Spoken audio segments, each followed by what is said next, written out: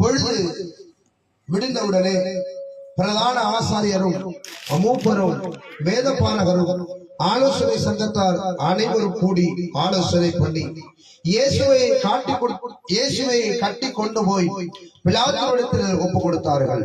பிலாத்து அவரை நோக்கி, நீ யூதருடைய ராஜாவா என்று கேட்டான். அதற்கு அவர், நீர் சொல்லுகிறபடிதான் என்றார்.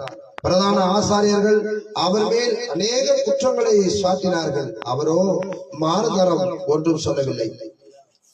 அப்பொழுது பிலாத்து மறுபடியும் அவரை நோக்கி, இதோ இவர்கள் உன்மேல் எத்தனையோ குற்றங்களை சாட்டுகிறார்களே, அதற்கு நீ உத்தரவு ஒன்றும் சொல்லுவதில்லையா என்று கேட்டார். இயேசுவோ அப்பொழுது உத்தரவு ஒன்றும் சொல்லவில்லை.